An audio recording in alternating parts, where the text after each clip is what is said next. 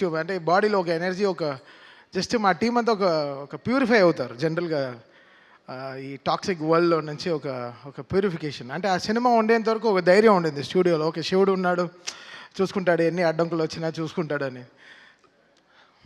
చాలా అంటే అఖండ ఒక జర్నీ. అంటే ఒక నేను చెప్తాను, బాలయ్య గారి సినిమా ఎవ్రీ సినిమా ఒక 10th ఎగ్జామ్ లాగా కూర్చొని చదువుతూనే ఉంటాం. ఎలా ఎలా కొత్తగా చేయాలి, ఎలా ఎలా వాళ్ళ ఫ్యాన్స్ని ఎలా మనం బాధ్యతగా చూసుకుని ఎలా how we have to produce music అనేది.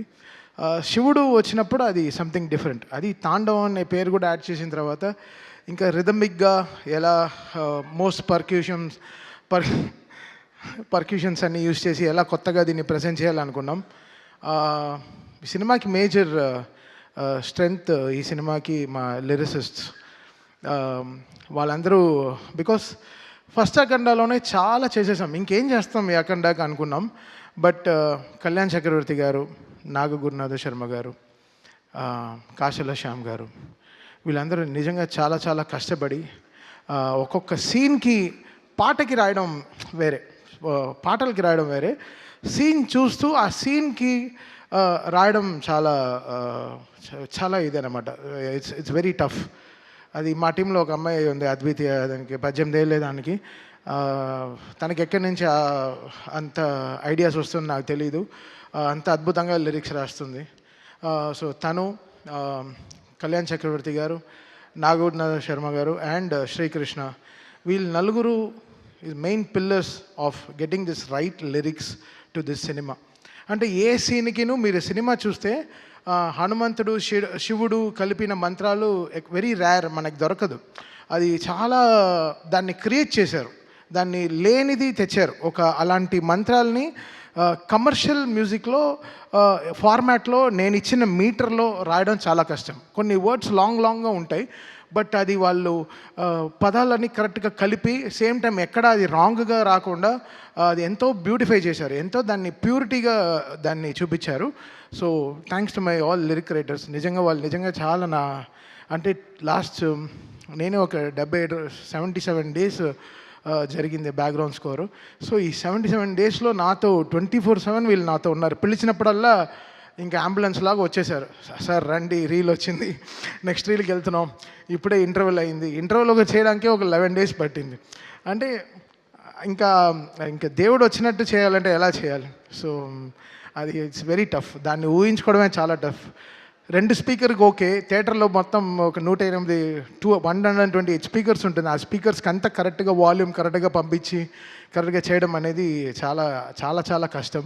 So Akhanda was something phenomenally was very tough to make music. And 9 పాటలు చేయడం, సో దాంట్లో జాజికాయ లాంటి ఒక కమర్షియల్ సాంగ్ చేయడం, అఖండ తాండవం అనే పాటలో కైలాష్కర్ గారు అండ్ శంకర్ మాధవన్ గారు పాడడం, సర్వేపల్లి సిస్టర్స్ గారు, సో వాళ్ళు రావడం, వాళ్ళు ఆన్ బోర్డ్ రావడం, దాని తర్వాత సౌందర్య ఐశ్వర్య సిస్టర్స్ వాళ్ళు రావడం, శ్రేయా ఘోషల్ గారు పాడడం, బ్రిజేష్ వాళ్ళు పాడడం. సో వీళ్ళందరూ, దాని తర్వాత కనకవ్వ గారు, ఆవిడ గొంతులో ఎంత ఆత్మ ఉంటుందంటే, ఆవిడ ఒక అమ్మ గొంతుల్లోంచి పాడేటప్పుడు శివ శివ అని పాడినప్పుడు అసలు మాకు నిజంగా గుండె జల్లుమనింది అనమాట. సో ఇన్ని మంది సింగర్స్, వీళ్ళందరూ లేకపోతే ఈరోజు ఇంత పేరు నేమత్ర ఏం తీసుకుని ఏం చేసుకుంటా. సో వీళ్ళందరూ కారణాలు ఈ సినిమాకి. వాళ్ళందరూ లేకపోతే నేనేం లేను. సో వీళ్ళందరూ చాలా కష్టపడ్డారు ఈ సినిమాకి. అది నా ఇంజనీర్ బాంబేలో షాదాబ్, వాడు పాపం అంతా వాటి టైం కేటాయించి ఈ సినిమాకి మిక్సింగ్ కానీ 9 పాటలు కరెక్ట్గా ఆడియో లాంచ్, జూక్ బాక్స్కి కరెక్ట్గా వచ్చేటట్టు వీళ్ళందరూ ఎంతో కష్టపడి, మా డిటిఎస్ ఇంజనీర్లు నిజంగా అంటే వాళ్ళకి నిజంగా ఈ శివుడు సినిమా చేస్తున్నప్పుడు మాత్రం ఒక ఏదో చూస్తాను నేను, అసలు నిద్రే రాదు, టైర్డ్ అవ్వం. అదేంటో అది ఒక ఎనర్జీలో ఉంటుంది. ఒక డమరుక వింటేనే జమ్మని లేచేస్తాం, ఒక 2-3 బ్లాక్ కాఫీ కొట్టినట్టు ఉంటుంది. అసలు ఏదో నాకు అసలు ఫ్రెష్గానే ఉంటాను, ఎప్పుడు స్టూడియోకి అలర్ట్గా ఉంటాం అనమాట. అదేంటో అది అంతే శివుడు పవర్ అంతే. It made me drive. అది నేను చెప్పాను, అంటే మేము ఓన్లీ గుడికి వెళ్ళి ప్రే చేసుకొచ్చాం. కాళహస్తి వెళ్ళాము, తిరువణామలై వెళ్ళాము, దాని తర్వాత శ్రీశైలం వెళ్ళాము. So just we prayed. ఈ సినిమాని మమ్మల్ని గట్టెక్కించు శివ. అంటే దేవుడికి ఇంకా సినిమా చేస్తున్నప్పుడు ఎలా ఉంటుంది, సో అలా అనమాట. So the all credit goes to God who made it happen for all of us. మమ్మల్ని అందరినీ ఇంత జాగ్రత్తగా చూసుకుంటూ మాకు ఒక సీట్ బెల్ట్ వేసి నువ్వు ఎంతైనా డ్రైవ్ చేయి, జాగ్రత్తగా నేను తీసుకెళ్ళి డెస్టినేషన్లో చేర్పిస్తానని చెప్పి. So it was such a great moment. And Gangadhar గారు ఆయన పాడిన చిన్న వెరీ స్మాల్ మూమెంట్, ఆయన మణిశర్మ గారి షోస్లో నాకు పరిచయం అనమాట. ఆయన పాడే పాటలు అసలు వైబ్రెంట్ అవుతుంది, మా డ్రమ్సే బయట వినిపించదు. సో ఆయన కంఠం అనేది చాలా స్ట్రాంగ్. సో ఆయన ఈ సినిమాలో భగవద్గీత 8 లైన్స్ పాడడం అనేది we feel very proud sir. Thank you so much sir. వెంటనే అసలు ఇలా మీరు పాడాలి అన్న వెంటనే ఆ సినిమా చూస్తూ దాన్ని సింక్రనైజ్డ్గా పాడడం అనేది చాలా పెద్ద విషయం. అండ్ గంట సేపు 2 గంటల సేపులో పాడేశారు. బట్ 4 గంటలు 5 గంటలు మాట్లాడుకున్నాం. ఎంతో మాకు చాలా పరిచయం ఉంది చాలా రోజుల తర్వాత ఈరోజు కలుస్తున్నామని.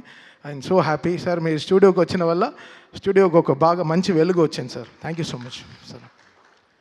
అండ్ సంతోష్ కెమెరామ్యాన్, అంటే బోయపాటి గారు డ్రీమ్స్ బిగ్, అది డ్రీమ్ బిగ్ చేస్తారు. అంటే ఆయనకి బాలయ్య గారికి అంటే జనరల్లీ హీరోయిన్కి మనం కెమిస్ట్రీ చూస్తాం. ఒక ఫస్ట్ టైం ఒక డైరెక్టర్కి ఒక హీరోకి ఒక కెమిస్ట్రీ ఉంటుంది, అది వాళ్ళు ఫిజిక్స్ రూపంలో బయట చెప్తారు. అది వాళ్ళ కెమిస్ట్రీ అంతే. అలా చూస్తుంటే కిక్ వస్తుంది అనమాట. అసలు వాళ్ళిద్దరు కాంబినేషన్లో సినిమా చూస్తుంటే ఆహా ఇది కదా. అంటే పంచువేషన్స్ కొట్టడం కానీ కరెక్ట్గా పంచువేషన్స్ కానీ కరెక్ట్గా ఉంటాయన్నమాట. సో ఎక్కడో బోయపాటి గారికి నాకు ఆ సింక్ కరెక్ట్గా ఇలా కరెక్ట్గా ఒక గ్రాఫ్ వేసుకుంటాం. సో దానికి తగినట్టు పనిచేస్తాం. నేను షూటింగ్కి వెళ్ళాను, జార్జియా వెళ్ళాను.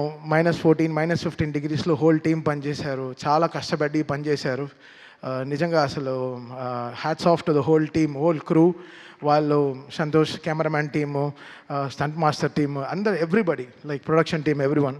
సో ఇది చాలా అంత ఆషిమాషిగా అయిపోయిన సినిమా కాదు. బోయపాటి గారు చెప్తారు 70 రోజుల్లో ఫినిష్ చేసాం షూటింగ్, అలా అంటున్నారు తప్ప 8 monthsలో అయిపోయింది అంటున్నారు తప్ప లేదు.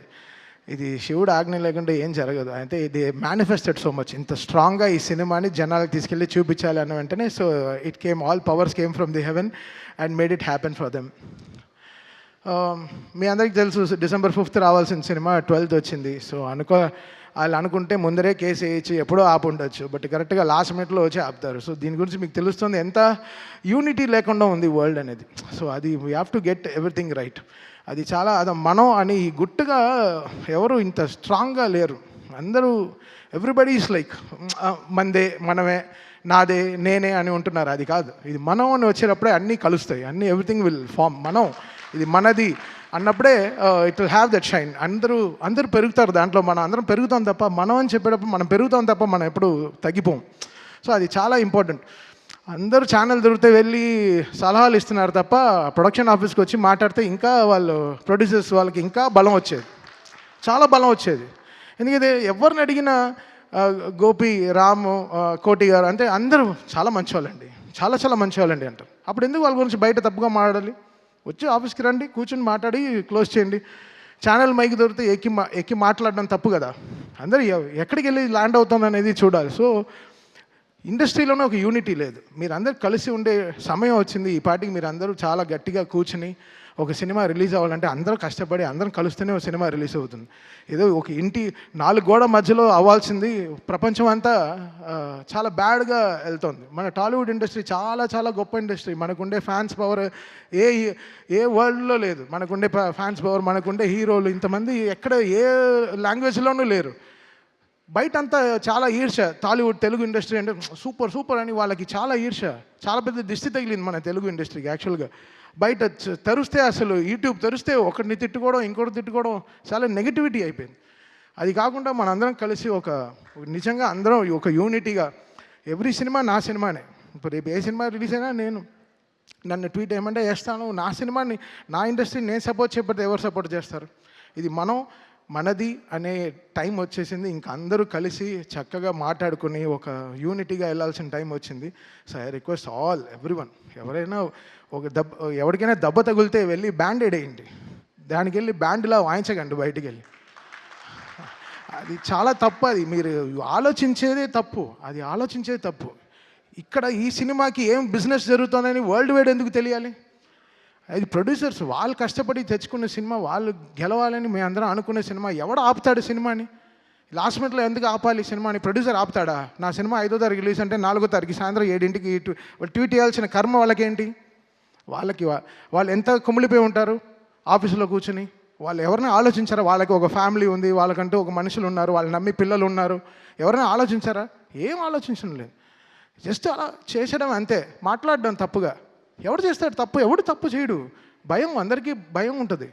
సో మీరందరూ ఒకసారి ఆలోచించి చేయండి ఏ విషయమైనా సరే. అది చాలా ఇంపార్టెంట్. ఊరికే జరగదు కొన్ని విషయాలు.